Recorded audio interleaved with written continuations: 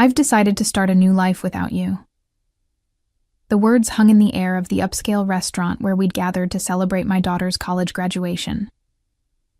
Gregory, my husband of 28 years, stood with his champagne glass still raised, his announcement displacing the toast he was supposed to be making to Amelia's achievements. The clinking of silverware ceased. Conversations halted mid-sentence. 50 pairs of eyes darted between Gregory and me, waiting for my reaction, for the tears, the shouting, the dramatic exit everyone expected. Instead, I smiled. "Congratulations on your honesty. My name is Bianca Caldwell.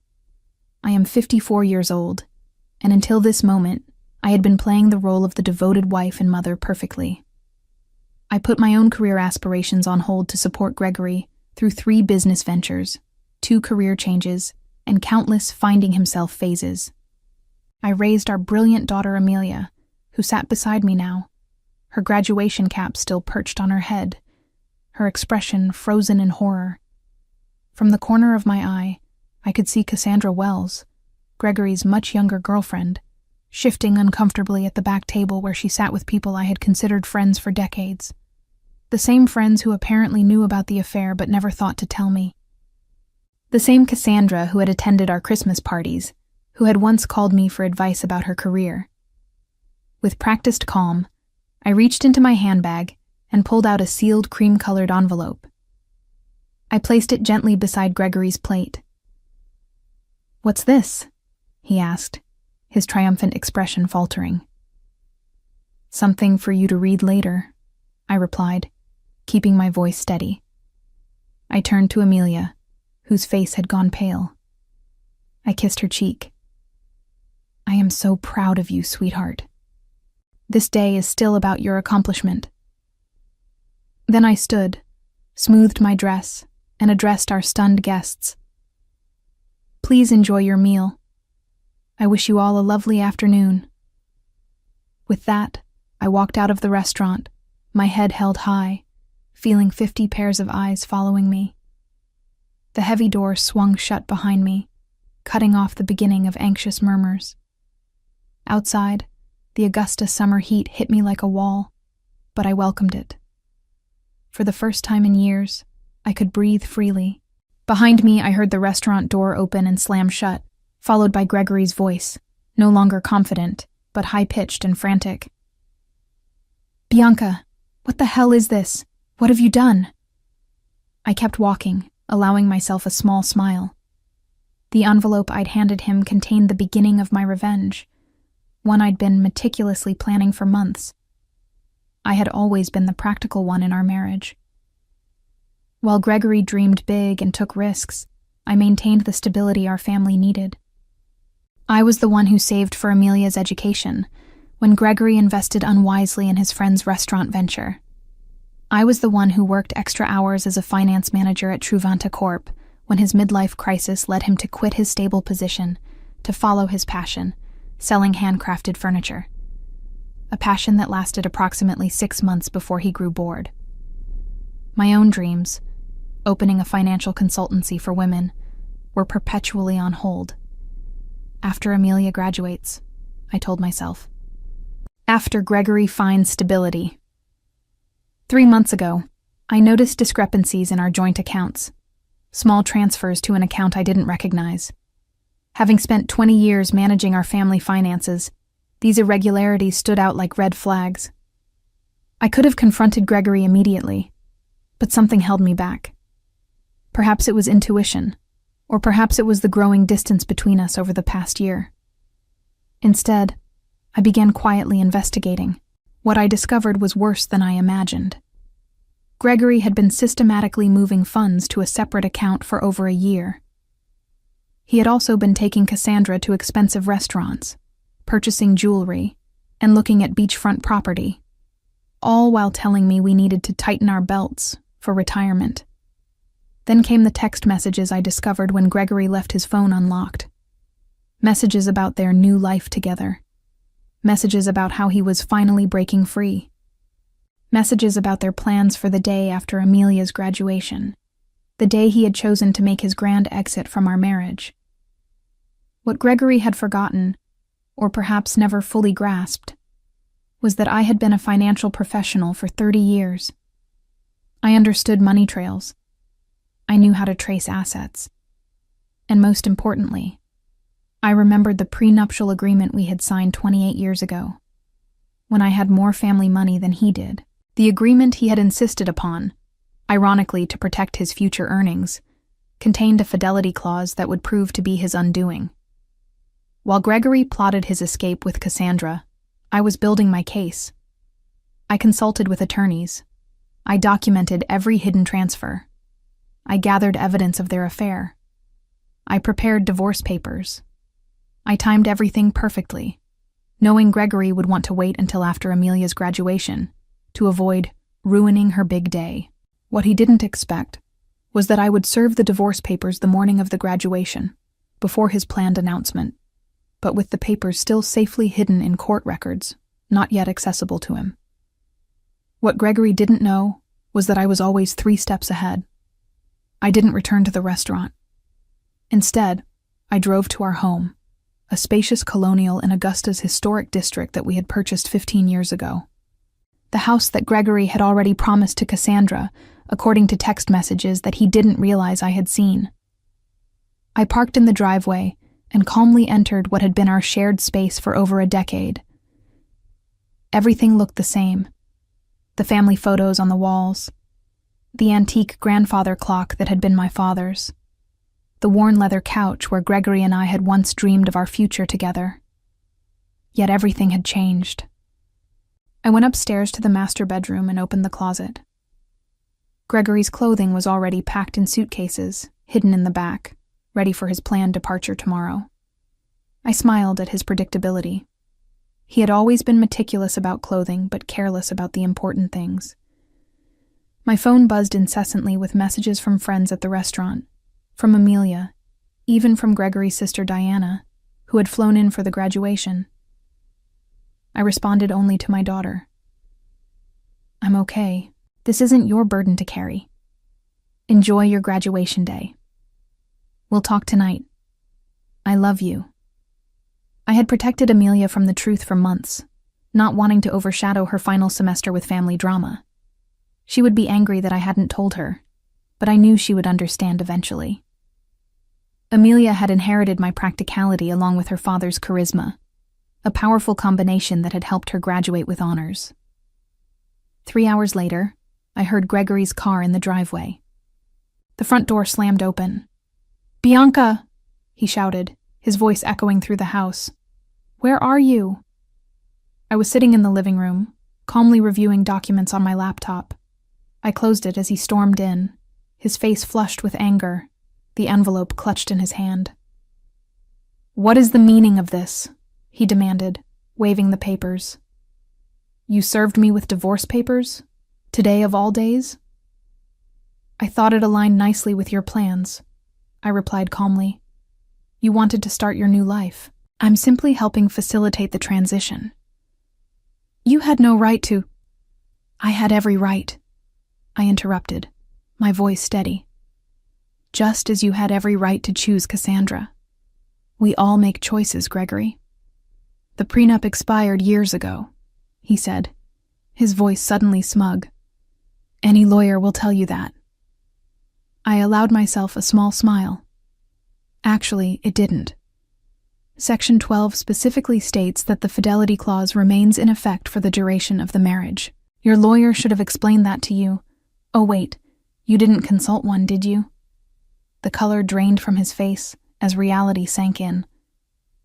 The prenup he had insisted upon to protect his potential wealth would now cost him everything. The house, the vacation property in Savannah, his portion of our retirement accounts. His grand gesture at the restaurant had just become the most expensive announcement of his life. "You can't do this to me," Gregory said, collapsing onto the couch. "We built this life together, and you chose to end it," I replied, though not in the way you planned. Gregory's phone buzzed persistently in his pocket. He glanced at it, then ignored it. Cassandra, no doubt, wondering where he was and why he wasn't following their carefully orchestrated plan. You've always been calculating, Bianca. But this is cold, he said, trying a different approach. What about our history? 28 years together means nothing? I studied him. This man I had loved for nearly 3 decades. The man who had held my hand through 2 miscarriages before we had Amelia. The man who had once surprised me with a weekend trip to Charleston for our 10th anniversary.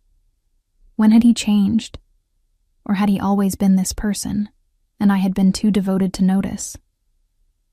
Our history meant everything to me, I answered truthfully. That's why your betrayal hurt so deeply. His expression softened momentarily, perhaps seeing an opening. Then maybe we can fix this. I made a mistake. People make mistakes. This wasn't a mistake, Gregory. This was a calculated plan spanning more than a year. You systematically moved our money. You looked at property with her. You planned to announce our separation publicly to humiliate me. His face hardened again. You're exaggerating. Am I? I picked up my phone, opened the recording app, and played his own voice. After the graduation, I'll tell her it's over. A public setting is better. She won't make a scene in front of everyone. Then Cassandra's voice. And she has no idea about the money. Gregory again. None. Bianca trusts me completely. That's her weakness. The blood drained from his face. You recorded our conversations? That's illegal. Not in Georgia when one party consents, I responded. And not when it's in your own home. I didn't record your private moments with Cassandra. I'm not cruel. Just the conversations about your plans to defraud me. Gregory stood suddenly, agitated. I need to make some calls. Of course, I said. Your attorney might be a good start. I'll be staying at Diana's tonight. Diana's? He sputtered. My sister's house? I nodded. She's quite upset with you, actually. She was the one who first spotted you and Cassandra together last Christmas. She didn't tell me immediately. She confronted you first.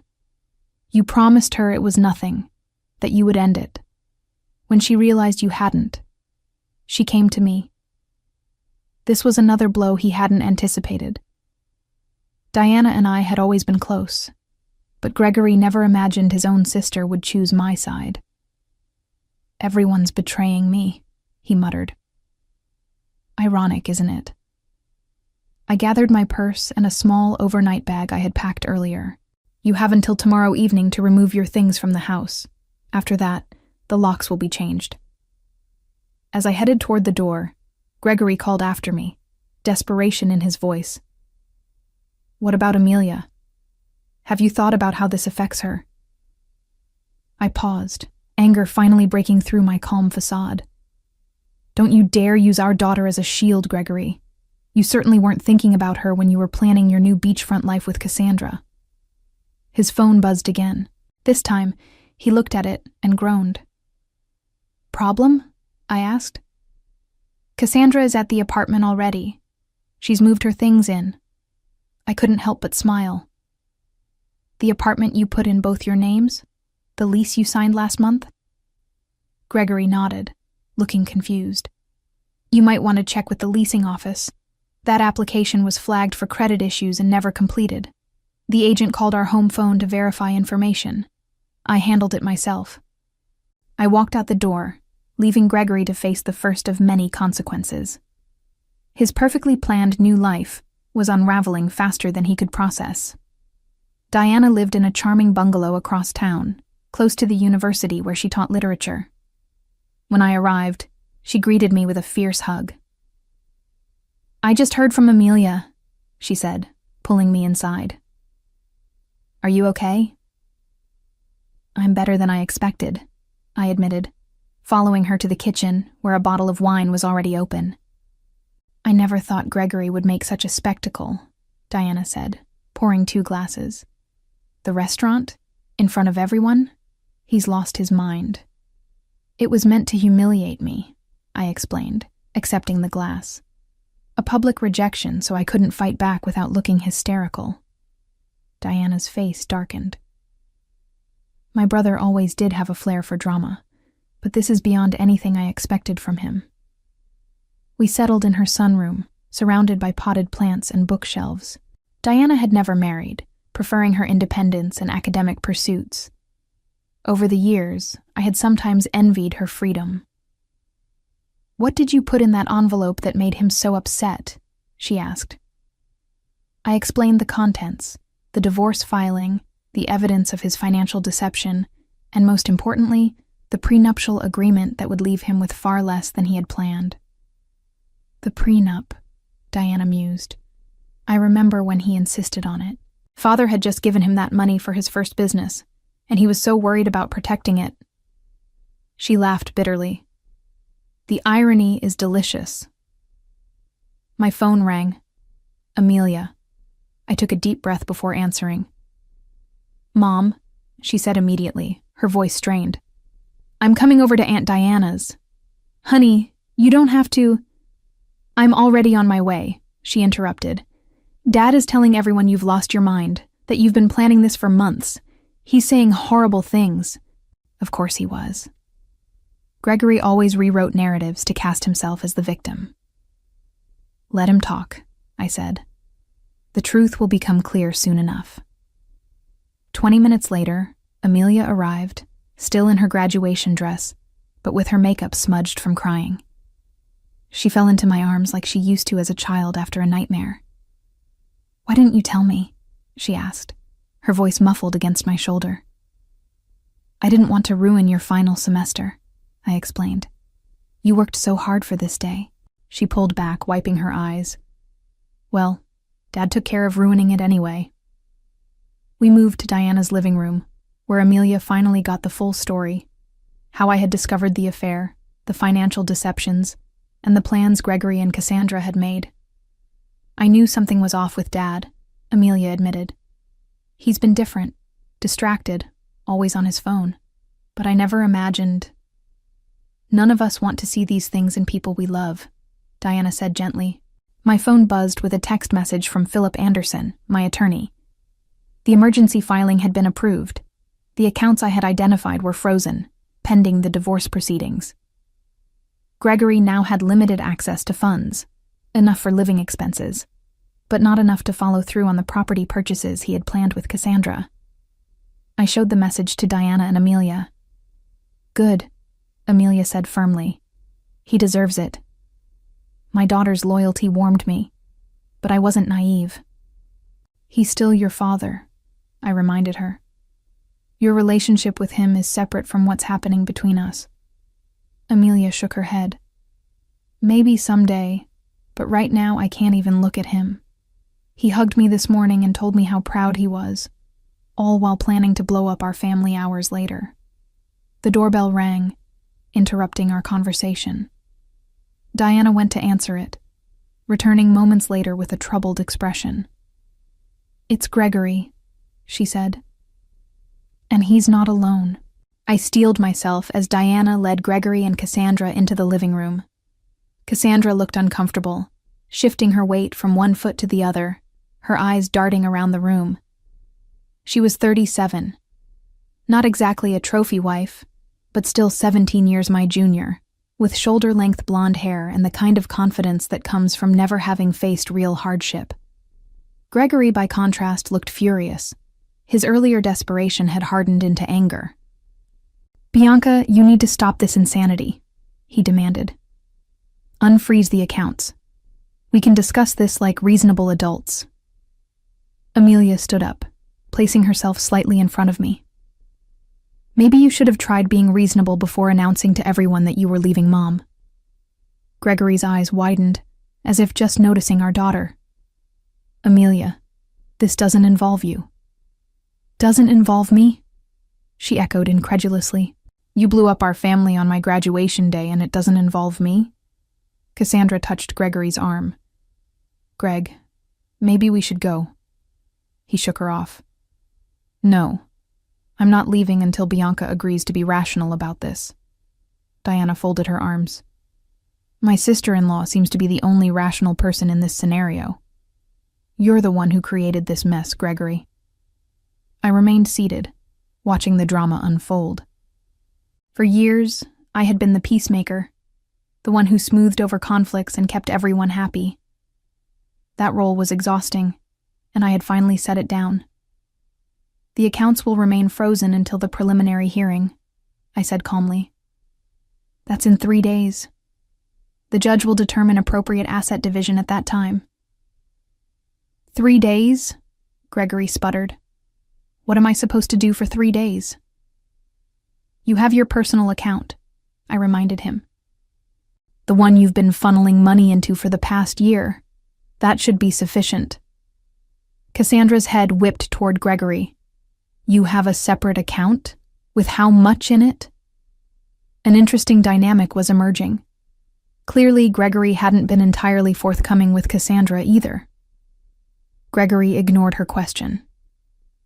This is vindictive, Bianca. This isn't like you. Perhaps you never really knew me, I replied. Just as I apparently never really knew you. Amelia turned to Cassandra. Did you know he was going to announce it like that? At my graduation celebration? Cassandra had the decency to look ashamed.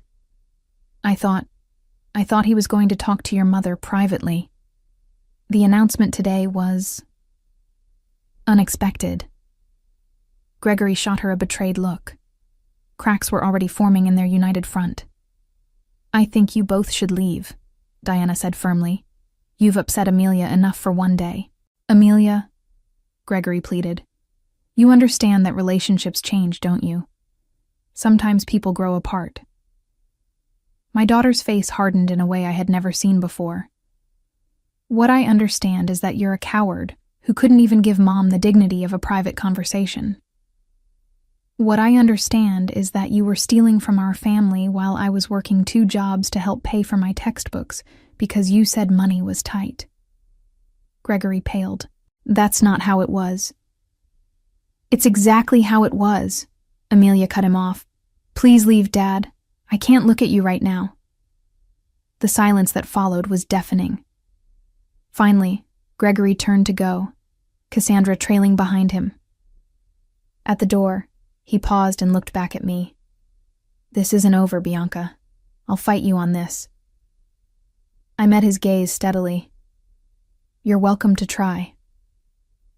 After they left, Amelia collapsed next to me on the sofa, tears streaming down her face. I've never talked to Dad like that. I wrapped my arm around her shoulders. Sometimes standing up for what's right is painful. Diana brought us fresh glasses of wine. To new beginnings, she said, raising her glass. Indeed, I thought. This ending was just the beginning of something new. The preliminary hearing took place in a small courtroom on a rainy Tuesday morning. I arrived with my attorney, Philip, while Gregory came with a lawyer he had hastily retained, a young associate from a firm that specialized in corporate law, not family matters. Gregory's poor choice of representation was yet another consequence of his rushed planning. The judge, an older woman with sharp eyes and no patience for dramatics, reviewed the prenuptial agreement carefully. This document appears to be in order, she said, looking over her reading glasses at Gregory's attorney. Do you contest its validity? The young lawyer cleared his throat. Your Honor, we believe the agreement has expired due to the length of time that has passed. Section 18 clearly states that the duration is for the term of the marriage, plus any legal proceedings resulting from its dissolution. The judge read aloud. There is no expiration date indicated. Gregory leaned forward to whisper urgently to his lawyer, who looked increasingly uncomfortable. Furthermore, the judge continued, the evidence of systematic fund transfers appears to violate the financial disclosure requirements in Section 23. She shuffled through the papers, then looked up. I am ruling to maintain the freeze on joint accounts pending full financial discovery. Mr. Caldwell's personal account will remain accessible to him. The family home will remain in Mrs. Caldwell's possession during proceedings, as stipulated in the prenuptial agreement's infidelity clause. Gregory's face flushed dark red. This is outrageous, he muttered, loud enough for me to hear. The judge fixed him with a stern look. Mr. Caldwell, I suggest you review the agreement you signed more carefully. This court will reconvene in 30 days for the full hearing after discovery is complete. As we left the courtroom, Gregory caught up to me in the hallway. Bianca, please. We need to talk about this reasonably. 28 years together has to count for something. It counted for everything, I replied, until you decided it didn't. I walked away, leaving him standing alone in the courthouse corridor, the weight of his choices finally beginning to sink in. Word spread quickly through our social circle. Friends called daily, some offering support, others seeking gossip. I maintained a dignified silence about the details, simply saying, Gregory and I are separating. These things happen. Meanwhile, Gregory's carefully constructed facade was crumbling. The image he had cultivated, successful businessman, devoted family man, was tarnished beyond repair. The financial freeze meant he couldn't follow through on promises made to Cassandra. The beachfront property they had been planning to purchase fell through. The luxury car he had put a deposit on had to be canceled. 2 weeks after the hearing, Diana called me, her voice tinged with amusement. Have you heard the latest? Cassandra moved out. Already? I wasn't entirely surprised, but the speed was impressive. Apparently, she discovered that Gregory's business isn't doing as well as he claimed. The substantial savings he talked about don't exist. She told her friend Jennifer that she didn't sign up to date a man with financial problems. I couldn't help but laugh. He always was good at creating illusions. Meanwhile, I was rebuilding. The financial security I had always maintained, separate from our joint accounts, gave me freedom Gregory hadn't anticipated. I rented a small office space downtown and began setting up the consultancy I had dreamed about for years. My first clients were 2 women going through divorces of their own. Word of mouth brought more. I specialized in helping women understand their finances during major life transitions. Divorces, widowhood, career changes. The work was immediately fulfilling in a way my corporate job never had been. Amelia, who had accepted a job with a marketing firm in Charleston, called me regularly. I'm so proud of you, Mom, she told me after I described my growing client list. You're helping people during their worst moments. I'm just doing what I wish someone had done for me earlier, I replied. Preparing women for whatever might come. Being needed for my expertise rather than my caregiving was a novel and empowering experience. Word count, 300. The final divorce hearing fell on what would have been our 29th anniversary, a fitting end to a chapter of my life that had lasted nearly 3 decades. Gregory arrived looking haggard. I later learned that his business was struggling without my financial support and guidance. Cassandra was long gone, already dating a real estate developer from Savannah. Most of our mutual friends had distanced themselves from him after learning the full story of his deception. The judge upheld the prenuptial agreement in its entirety. Gregory left with his personal possessions, his struggling business, and the money in his private account, which, after paying his attorney, was barely enough to secure a small apartment. I retained our home, my retirement accounts, and 70% of our joint investments, exactly as the prenuptial agreement stipulated in cases of infidelity. The justice was poetic. The very document Gregory had insisted upon to protect himself had become his downfall. As we left the courtroom, Gregory approached me one last time. I made a terrible mistake, he said quietly. Is there any chance we could— No, I interrupted, gentle but firm. That door is closed. I understand, he replied, and for once, I believed he did. I hope you find happiness, Bianca. You deserve it. It was perhaps the first honest thing he had said to me in years. 6 months later, my consultancy, Caldwell Financial Transitions, was thriving. I had moved from the small office to a larger space and hired 2 associates. I specialized in helping women secure their financial futures, particularly through major life changes. Amelia visited often, proud of what I had built. "You know what's ironic?" she said during one visit. "If Dad had just been honest from the beginning, he might have kept half of everything." "Sometimes people can't see beyond what they want in the moment," I replied. The woman who had once defined herself as Gregory's wife and Amelia's mother had discovered a new identity: mentor, business owner, and advocate. The envelope I had handed Gregory at the restaurant hadn't just been my escape plan, it had been the key to a door I never knew existed. Behind it, I found not just revenge, but reinvention. In securing my financial future, I had also reclaimed something far more valuable: myself.